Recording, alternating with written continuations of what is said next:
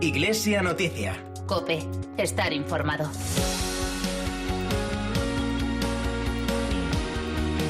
Muy buenos días, recibe el saludo de Nacho de Gamón en esta mañana de domingo 26 de julio de 2020. A esta hora llega, como cada semana, el tiempo para contarte los asuntos más destacados en la vida de la Iglesia en España y en el mundo. Eso será hasta las 9 de la mañana cuando llegará la Santa Misa transmitida desde Toledo. Este es el programa 1682 de Iglesia Noticia que hoy hacemos con Enrique Gómez en el control de sonido. Lo primero, los titulares que vienen con Celia Hernández. Hoy celebramos la jornada de afectados por la pandemia convocada por la Conferencia Episcopal. Todas las diócesis de nuestra geografía están celebrando misas por el eterno descanso de los difuntos. 13 y cope.es van a transmitir esta tarde a partir de las 7 la misa por los afectados por la pandemia que presidirá el cardenal Juan José Omella desde la Basílica de la Sagrada Familia de Barcelona. Ayer la Iglesia celebró la solemnidad de Santiago Apóstol, patrono de España, y sus majestades los reyes realizaron la tradicional ofrenda nacional ante la tumba del apóstol. En Toledo, Monseñor Luis Miguel Muñoz Cárdava recibió su ordenación episcopal de manos del secretario de Estado de la Santa Sede, el cardenal Pietro Parolin. Huelva tiene un nuevo obispo. Ayer tomó posesión de la diócesis andaluza Monseñor Santiago Gómez Sierra, hasta ahora obispo auxiliar de Sevilla. Y el Vaticano presenta dos documentos, una instrucción para las comunidades parroquiales y una reflexión de la Pontificia Academia para la Vida sobre las consecuencias de la pandemia. Iglesia Noticia. COPE.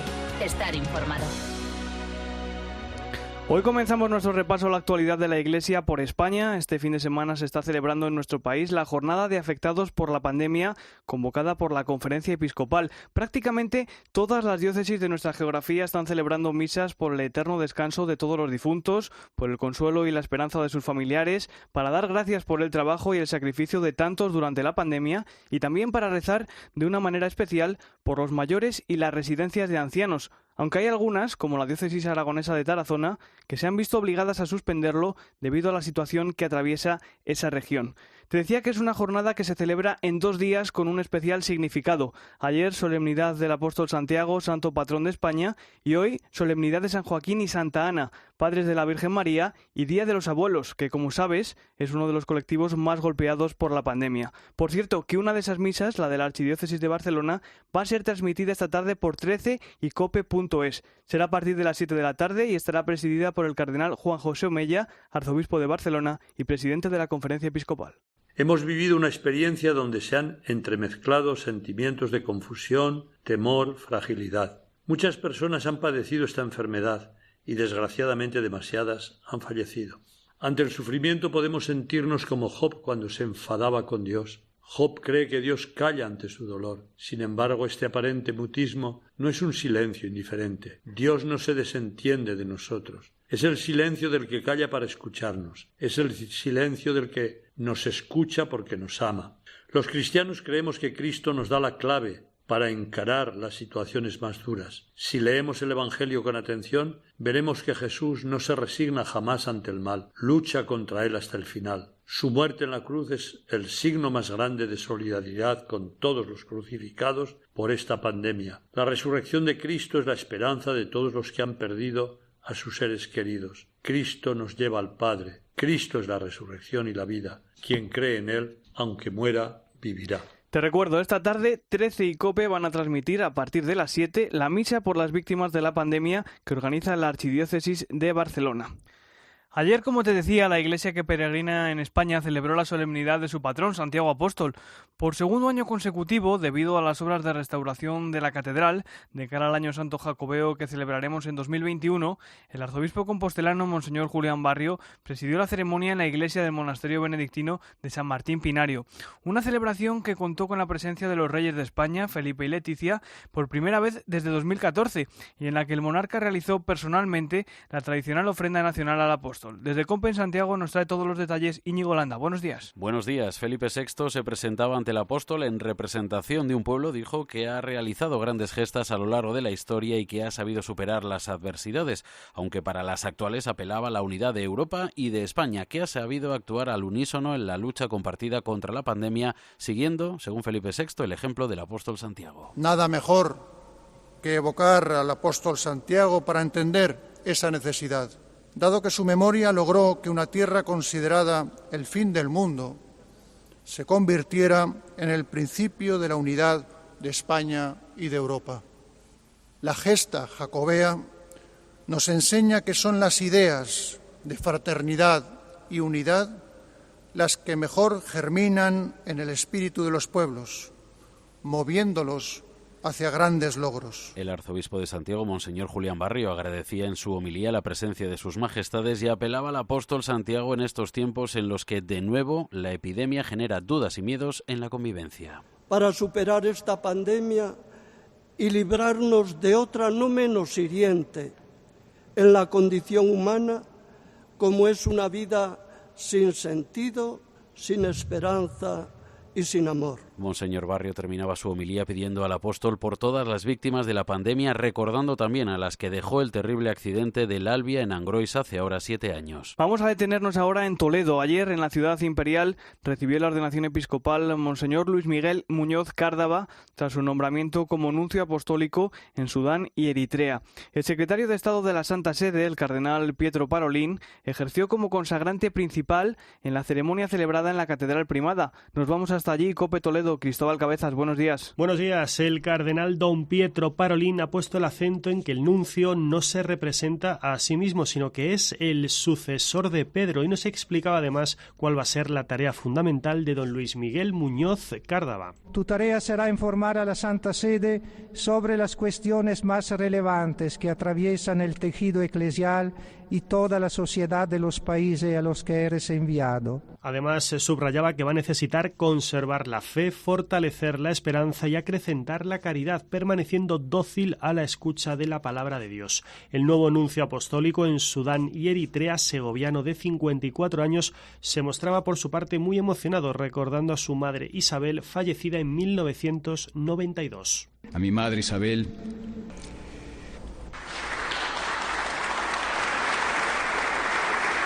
sí, me emociono porque murió muy joven. Santa Misa de ordenación episcopal en la Catedral de Toledo de don Luis Miguel Muñoz Cárdava, que también ha contado con la presencia de Monseñor Paul Richard Gallagher, secretario para las relaciones de la Santa Sede con los Estados. Pues si en Toledo recibía la ordenación episcopal Monseñor Muñoz Cárdava, en Huelva desde ayer tienen nuevo obispo. La diócesis andaluza se vistió ayer de gala para celebrar la toma de posesión de Monseñor Santiago Gómez Sierra. Natural de Madridejos, Toledo, Monseñor Gómez Sierra llega a Huelva tras 9 años como obispo auxiliar de Sevilla. Siguiendo la ceremonia en la Catedral de Nuestra Señora de la Merced de la capital onubense, estuvo nuestro compañero de COPE Huelva, Alejandro Ramos. Buenos días, Alejandro. Don Santiago Gómez ya es obispo de la diócesis de Huelva. En el día de su onomástica, hace escasos minutos, la toma de posesión ha tenido lugar en la Santa Iglesia Catedral de la Merced de Huelva capital, que ha estado presidida por el arzobispo de Sevilla, Monseñor Asenjo Pellegrina. En su homilía, Monseñor Santiago Gómez ha querido pensar en los enfermos y agradecer el recibimiento de los asistentes, donde ha asegurado, entre otras cuestiones, que sin sacrificio no hay amor verdadero. Sin embargo, sin sacrificio no hay amor verdadero. Tampoco el anuncio del Evangelio puede hacerse sin conflictos y sufrimientos, los mismos que tuvo que arrostrar el apóstol Santiago y los demás apóstoles, y siguiendo sus huellas los evangelizadores de todas las épocas hasta hoy. Hace una semana dábamos noticia de otra toma de posesión, en este caso la de Monseñor Jesús Fernández en Astorga. El nuevo obispo ha pasado esta semana por los micrófonos del Espejo de COPE para contarnos sus primeras emociones en la sede asturicense. En su homilía, Monseñor Fernández repitió 3 veces una misma petición a su rebaño: evangelizad. Así lo explicaba en el Espejo. Creo que es muy necesario que redescubramos las aguas profundas que van alimentando nuestras raíces. Quizás no sea momento para ver muchos frutos externos en formas culturales, pero sí para percibir que el corazón del ser humano está movido por el Espíritu de Dios, que es Dios mismo el que mueve el corazón de los peregrinos hacia Santiago, de los padres y madres de familia que han hecho en este tiempo de confinamiento su iglesia doméstica, en el de tantos voluntarios de Cáritas y otras instituciones que están ahí porque creen en el amor de Dios. Es decir, descubrir esas aguas profundas que están alimentando las raíces. Tenemos que ser capaces de sintonizar y de clarificar los cauces aparentemente inexistentes, pero que por bajo de esa tierra traen la savia de nuestras raíces cristianas. El nuevo obispo de Astorga también señaló el papel preponderante que deben adquirir los laicos en la tarea evangelizadora de la diócesis y repasó cuáles son sus principales retos al frente de la diócesis de Astorga. No es muy diferente de la que, por ejemplo, viven otras iglesias próximas, como es la de León. La urgencia, sin duda, es que los creyentes seamos auténticos. Tenemos que empezar por nosotros, es decir, convertirnos a Jesucristo. Cualquier acción pastoral cuenta con nuestra realidad humana, y esa realidad humana es frágil y es necesitada de conversión. Esa autenticidad será la base. Y luego, pues hay realidades concretas, como es la despoblación, el envejecimiento de los sacerdotes, de los fieles, el escaso número de vocaciones. Una urgencia fundamental será esto, trabajar en la iniciación cristiana en las familias, en colegios católicos, en las parroquias, por supuesto, pastoral juvenil, pastoral vocacional. Esto creo que es esencial, junto con la urgencia de la atención a los pobres y necesitados, a los enfermos, por esas circunstancias que vivimos. Para mí estas son realidades fundamentales. Esta semana la Conferencia Episcopal ha hecho entrega al Ministerio de la Presidencia, Relaciones con las Cortes y Memoria Democrática, la Memoria de Actividades de la Iglesia Católica 2018. En el encuentro con el subsecretario de Presidencia, Relaciones con las Cortes y Memoria Democrática, Antonio Hidalgo, y con la subdirectora general de Libertad Religiosa, Mercedes Murillo, participaron el secretario general de la Conferencia Episcopal, Monseñor Luis Argüello, el vicesecretario para Asuntos Generales, Carlos López, y el vicesecretario para Asuntos Económicos, Fernando Jiménez Barriocanal. Además de la entrega, el encuentro también sirvió para tratar otras cuestiones de interés en las relaciones Iglesia-Estado. Por ejemplo, acordaron comenzar las conversaciones sobre cuestiones económicas el próximo mes de septiembre. Además, los representantes de la Iglesia trasladaron a los del Gobierno la importancia de la necesaria libertad para la evangelización y la misión de la Iglesia, así como la preocupación por las cuestiones educativas y antropológicas. También hubo ocasión para compartir los puntos de vista en relación a las consecuencias sociales de la pandemia. Y precisamente con las consecuencias sociales de la pandemia se encuentra la labor que realiza Cáritas para ayudar a las personas que más lo necesitan en España, y que se ha tenido que incrementar esa labor durante los últimos meses debido a la pandemia. El presidente de Cáritas Española, Manuel Bretón, ha participado en un encuentro organizado por Nueva Economía Forum, donde ha reflexionado sobre el momento que vivimos. Javier González. Las peticiones de ayuda que recibe Cáritas se han incrementado notablemente en los últimos meses, y desde la entidad siguen trabajando en paliar los efectos que ha tenido la crisis en los más vulnerables. El presidente de Cáritas Española, Manuel Bretón, insiste en el compromiso de Cáritas. Creemos en números generales que nuestro apoyo se ha triplicado en estos últimos meses. Quiere decirse que nuestra presencia va a estar en prácticamente como estaba hace tiempo, pero también con unas peculiaridades importantes después de lo que ha ocurrido y lo que hemos visto. Además, en el encuentro organizado por Nueva Economía Forum durante la mañana del viernes, Manuel Bretón invita a vivir esta situación de crisis con una triple actitud. Esta actitud, como no cabe la menor duda, pues va a ser la de afrontar esta difícil situación. Yo creo que en palabras de Pablo Dors, de hace unos días le oí en televisión, hablaba de la triple actitud de interioridad, solidaridad y esperanza. Cáritas Española sigue trabajando para atender a todas las personas que lo necesitan, especialmente tras las grandes necesidades que deja la crisis de la COVID-19.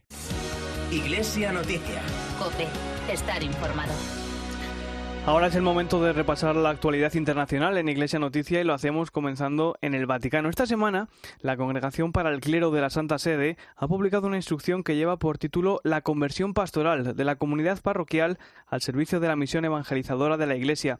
Es un documento que tiene como objetivo reorganizar las comunidades parroquiales, invitándolas a salir de sí mismas y reformándolas para adaptarse a las actuales exigencias de la evangelización. Corresponsal de COPE en el Vaticano, Eva Fernández, buenos días.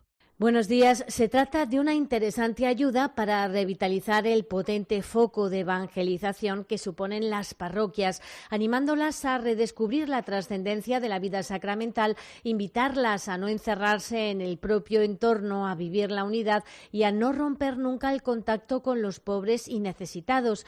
Y como en la Iglesia hay lugar para todos y todos pueden encontrar su lugar en el respeto de la vocación de cada uno, las parroquias se convierten en un foco prioritario necesario para reforzar la misión evangelizadora de la Iglesia. En la raíz de este documento, que no contiene novedades legislativas, se encuentra el deseo de fomentar la corresponsabilidad de los bautizados y promover una pastoral de cercanía y cooperación entre las parroquias. Para conseguirlo se necesita una renovación misionera y la conversión pastoral de las propias parroquias para que se encuentren siempre en salida con la contribución de todos los bautizados. A lo largo de 11 capítulos se ofrece una amplia reflexión que sirva de instrumento para motivar y poner en marcha procesos de renovación pastoral, evitando tanto la clericalización de los laicos como la secularización del clero o la conversión de las parroquias en meras agencias de servicio social. El texto recuerda que hace falta una renovación interior de cada persona porque se deben formar cristianos responsables y capaces de tomar conciencia de su papel en la Iglesia. Además, la Pontificia Academia para la Vida también ha publicado esta semana un documento titulado Humana Communitas en la era de la pandemia, consideraciones intempestivas sobre el renacimiento de la vida. En él, la Santa Sede recuerda la necesidad de una ética del riesgo, de la cooperación internacional y de la solidaridad para afrontar las consecuencias de la pandemia. Más detalles sobre ese texto, Eva. Sí, es una interesante reflexión sobre la crisis actual y sobre el futuro que espera un mundo transformado por el coronavirus. El documento anima a que se realice un esfuerzo mundial para que el acceso a una salud de calidad sea reconocido como un derecho humano universal. Asegura el texto que en la génesis de la pandemia también se encuentra la codicia y la explotación del planeta. El presidente de la Pontificia Academia para la Vida, Vincenzo Paglia, recuerda que todos estamos bajo la misma tormenta, pero no en la misma barca. Las personas y grupos más débiles o más frágiles son los más violentamente afectados, por lo que es necesario que cambien todas las conciencias, la nuestra en primer lugar, ayudándonos unos a otros. El texto concluye invitando a una actitud de esperanza que va más allá de la resignación y de la nostalgia por el pasado. Es hora, se lee en el documento, de imaginar y poner en práctica un proyecto de convivencia humana que permita un futuro mejor para todos. No olvidemos que junto a la publicación de este documento, el Vaticano está llamando a un alto el fuego global que permite hacer llegar la ayuda necesaria a las poblaciones que se enfrentan tanto a la guerra como a la pandemia. Pues precisamente sobre este documento de la Pontificia Academia para la Vida llega a esta hora el comentario desde Roma del colaborador de Iglesia Noticia, Antonio Pelayo. Buenos días, Antonio. Buenos días. Un fenómeno tan grave como la pandemia del coronavirus no podía no provocar reacciones en instituciones como la Iglesia, definida en su día por Pablo VI como experta en humanidad. Francisco se ha referido a ella en diversas ocasiones e igualmente otros organismos eclesiales. Últimamente lo ha hecho la Pontificia Academia para la Vida con un documento titulado La comunidad humana en la era de la pandemia, consideraciones intempestivas sobre el renacimiento de la vida. Su presidente, el arzobispo Vincenzo Paglia, ha explicado que el adjetivo intempestivas ha sido usado como una provocación para indicar la urgencia de encontrar un pensamiento comunitario que aparentemente ya no está de moda, que ya no es actual. No podemos limitarnos, escribe, a discutir el precio de las mascarillas o la fecha de reapertura de las escuelas. Es una oportunidad para discutir mejores condiciones para guiar el mercado y la educación.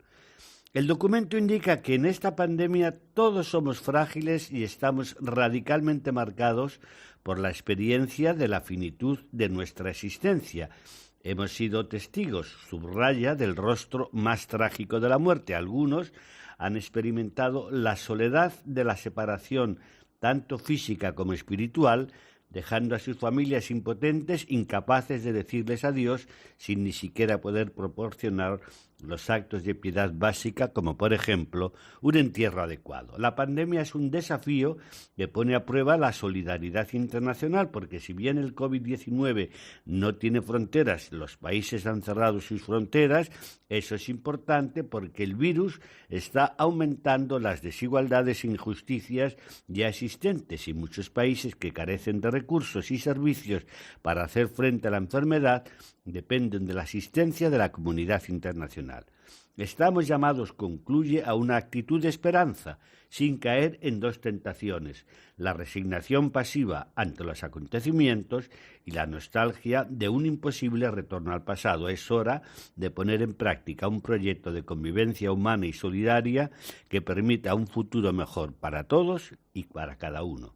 Desde Roma les ha hablado Antonio Pelayo. Gracias, Antonio. El Papa Francisco está apurando sus últimos días de asueto antes de recuperar la actividad habitual en el mes de agosto. Esta semana, en una simpática estampa, se ha dejado ver por el aula Pablo VI visitando a los niños que participan en el campamento de verano para hijos de los empleados del Vaticano. Cuéntanos más, Eva. Fue una sorpresa en toda regla, aunque todo el mundo lo daba por sentado. Lo que no se podía imaginar ninguno de los pequeños que participaban en el campamento es que el Papa aparecería mientras estaban desayunando en el atrio del aula Pablo VI, que se ha convertido en un campo de juegos, ya que es el lugar donde realizan las actividades no deportivas del campamento.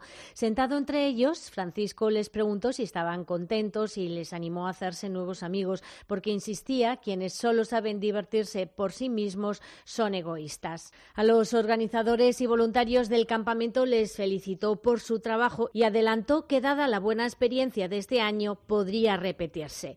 En esta misma semana también hemos conocido la preciosa carta que el Papa ha enviado a Álvaro, un joven malagueño de 15 años con discapacidad que ya es famoso en toda España por habernos hecho partícipes del tramo del Camino de Santiago que ha realizado junto a su padre, durante el que rezó por todas las víctimas del coronavirus y por el Papa Francisco. En la carta, el Papa le asegura que en medio de la pandemia que estamos viviendo, con su sinceridad, alegría y sencillez, ha logrado poner en marcha la esperanza de muchas personas, tanto en el camino como a través de las redes sociales. Con tu peregrinación, escribe el Papa, animaste a mucha gente a que no tuviera miedo y a recuperar la alegría, porque a lo largo del camino nunca vamos solos. El Señor siempre camina a nuestro lado. La carta concluye con una bendición, una invocación a Nuestra Señora del Carmen y una petición ya habitual en el Papa para que Álvaro no deje nunca de rezar por él. Gracias, Eva. Esta semana en el Espejo de COPE hemos analizado más a fondo el Vademecum sobre protección de menores que la Santa Sede publicó la semana pasada. Un manual que servirá de guía a los obispos y a las conferencias episcopales para saber qué hacer y cómo actuar cuando reciban una denuncia relacionada con abusos sexuales. El director editorial del Dicasterio para la Comunicación de la Santa Sede, Andrea Tornielli, explica en qué consiste este manual. El Vademecum representa en un único librito, en un único documento, todo lo que se necesita hacer frente a estos casos, desde la primera noticia hasta el final del proceso. Es decir, es una ayuda, un manual para los obispos, los superiores religiosos, que puedan actuar concordemente con las nuevas normas, las leyes, sin buscarla de otra parte, y al mismo tiempo el Vademecum no solo no contiene leyes y normas, sino también buenas prácticas, es decir, consejos muy prácticos que se han demostrado útiles y que ya la Congregación para la Doctrina de la Fe utiliza en el tratar estos casos. Tornelli aclara que lo fundamental es que la actuación tenga el objetivo de defender la verdad. Actuar de una manera que, en primer lugar, la preocupación no sea la de defender el buen nombre de la Iglesia, sino de defender la verdad, es decir, comprender bien cuál es la verdad de los hechos. Mañana lunes, la Asamblea Nacional Francesa podría aprobar una nueva ley de bioética, un proyecto que, entre otras cosas, abriría la puerta a la eutanasia y regularía el acceso a la fecundación para madres solteras y para parejas compuestas por dos mujeres.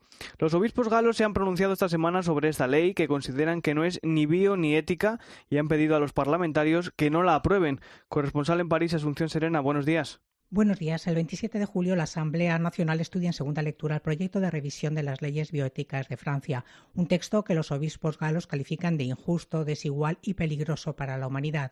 Monseñor Pierre Tornelas, presidente de la Comisión de Bioética de la Conferencia Episcopal, ha señalado la inquietud de la Iglesia ante los peligros que encierra este texto, que la Comisión Especial de la Asamblea ha retrabajado, añadiendo medidas que lo agravan. Tornelas denuncia la medida estrella de este proyecto de ley, la apertura de la procreación médica asistida a las mujeres solas o parejas de mujeres. Dice que es una injusticia porque organiza deliberadamente la ausencia de filiación y nadie debería ser privado de un padre porque así lo diga una ley de la República.